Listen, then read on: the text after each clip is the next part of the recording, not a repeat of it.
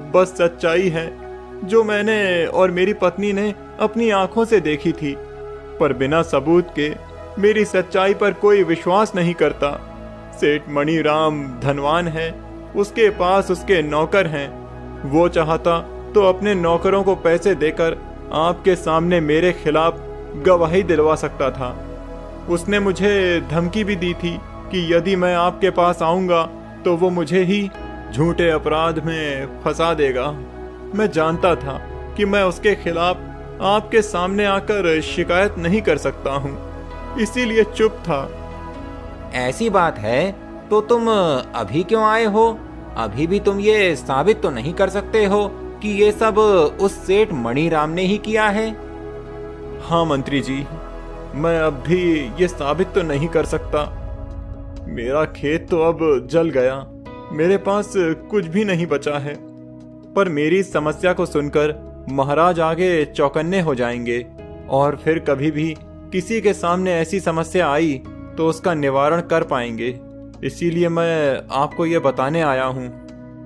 नहीं भुवन, यदि तुम्हारी बातों में सच्चाई है तो हम तुम्हें भी न्याय दिलाकर रहेंगे। बस मुझे थोड़ा समय दो। मैंने तो वो आदेश सबके भले के लिए दिया था, पर यदि वो किसी पर अन्याय कर रहा है तो ये मेरी ही गलती है। मुझे कोई भी आदेश देने से पहले प्रजा के निम्न से निम्न स्तर के लोगों के विषय में भी विचार करना चाहिए। न्याय करते समय वो किसी के लिए अन्याय ना बन जाए, ये देखना मेरा ही दायित्व है। भुवन, तुम मुझे थोड़ा समय दो। यदि मुझे अपने इस निर्णय में थोड़ा भी दोष नजर आता है तो मैं उस विषय में निवारण अवश्य करूंगा। मुझे आपके न्याय पर पूरा विश्वास है महाराज। भुवन चला जाता है। उसके बाद महाराज अपने गुरुदेव के पास उनसे भेंट करते हैं। प्रणाम गुरुदेव। क्या समस्या है राजन? गुरुदेव, मैंने यदि कभी न्याय करने के लिए कोई निर्णय लिया हो जो प्रजा के हित में हो, परंतु उसके बाद भी किसी को उस निर्णय से समस्या हो, तो मुझे क्या करना चाहिए? राजन, आप तो हमेशा न्याय करते ही आए हैं। आपने सदा ही प्रजा के हित के विषय में विचार कर राज्य के सभी निर्णय लिए हैं, तो फिर आज ये प्रश्न क्यों? फिर महाराज गुरुदेव को भुवन ने बताई हुई पूरी बात बता देते हैं और फिर राजन, आपका निर्णय तो उचित था, बस उसमें एक ही कमी थी। आपने अपने सज्जन स्वभाव के अनुसार ये विचार किया था, कोई भी एक दूसरे के खेत को स्पर्श नहीं करेगा तो प्रजाजनों में झगड़े नहीं होंगे और भाईचारा बना रहेगा। परंतु सभी लोग आप जैसे सज्जन और कोमल मन के नहीं होते। कभी कभी ऐसे लोग भी समाज में होते हैं जो धनवान होने के बाद भी लालची होते हैं। वो अपने धन के बल पर गरीबों का शोषण करते हैं और बेचारे गरीब लोग चुप बैठ जाते हैं। हाँ गुरुदेव, मैंने ये विचार तो किया ही नहीं था। कोई धनवान गरीब का शोषण करे, ये सही नहीं है। समाज में सम्मान से जीने का अधिकार जितना धनवानों का है, उतना ही गरीब प्रजाजनों का भी। आपका बहुत बहुत धन्यवाद गुरुदेव। मैं अपने इस निर्णय का पुनर्विचार करके उसमें आवश्यक बदलाव करूंगा। सत्य जानने के बाद यदि सेठ मणिराम दोषी पाया गया तो उस गरीब किसान को न्याय देकर रहूंगा। महाराज राजमहल में आते हैं। वो रात के समय अपने मंत्री और एक गुप्तचर को बुलाते हैं और उसे सेठ मणिराम के खेत और मणिराम की बाग की जानकारी प्राप्त करने को कहते हैं। महाराज का गुप्तचर एक गरीब नौकर का भेष बदलकर सेठ मणिराम के नौकरों से मिलता है और बातों बातों में उसे ये पता चल जाता है कि सच क्या है।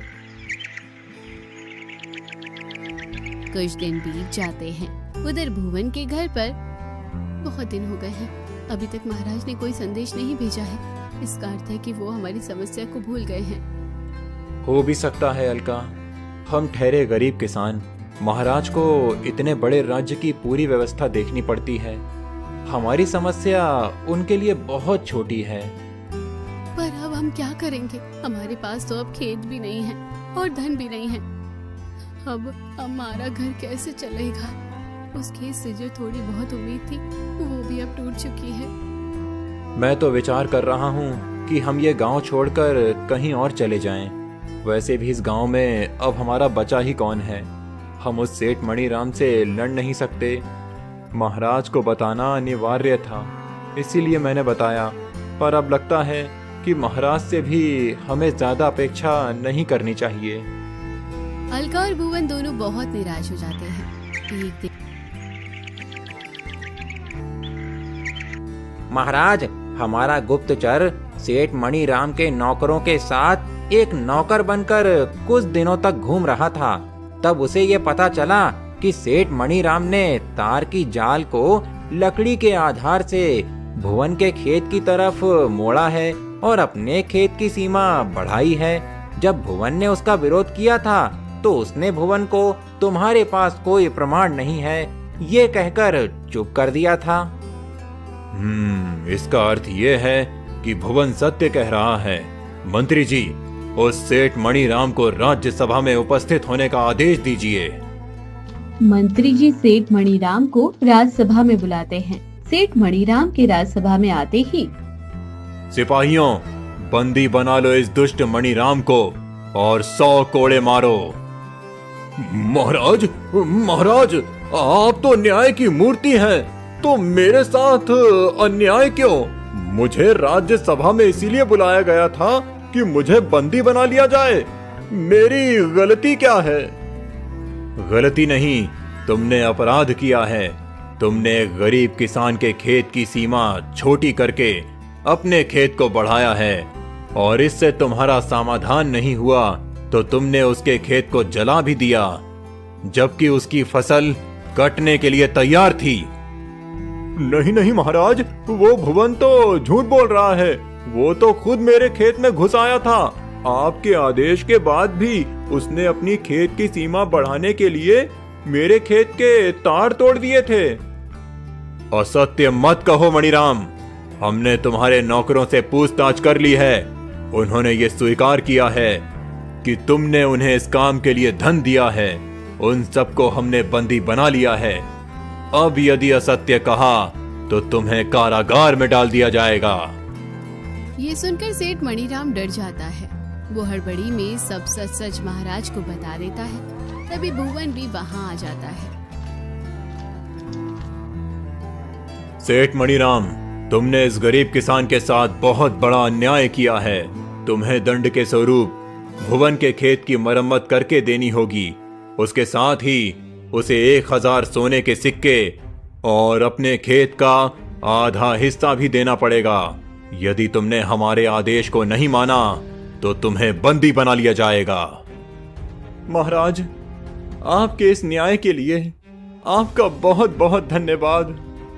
क्या मैं आपसे एक प्रश्न पूछ सकता हूँ? हाँ, अवश्य। महाराज, मैं एक गरीब किसान हूँ। यदि मैं यहाँ आकर शिकायत करने की हिम्मत नहीं करता तो क्या मुझे कभी न्याय नहीं मिलता? भुवन की बात सुनकर महाराज विचार करने लगते हैं। कुछ देर के बाद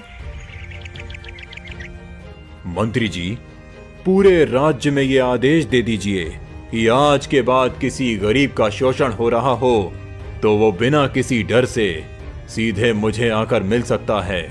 उसे हमसे मिलने की अनुमति के लिए किसी को भी पूर्व सूचना देने की आवश्यकता नहीं होगी। वो हमसे आकर सीधा मिल सकता है। ये सुनकर सभी महाराज की जय जयकार करने लगते हैं। महाराज के आदेश को मानकर मणिराम भुवन को सोने के सिक्के और अपना आधा खेत दे देता है। भुवन के खेत की मरम्मत भी वही नौकर करते हैं जिन्होंने वो तार बढ़ाया था। महाराज का ये न्याय पूरे राज्य में पता चल जाता है और अब कोई भी धनिक किसी गरीब का शोषण करने से पहले 10 बार सोचने लगता है। चारों ओर महाराज के न्याय की प्रशंसा होने लगती है।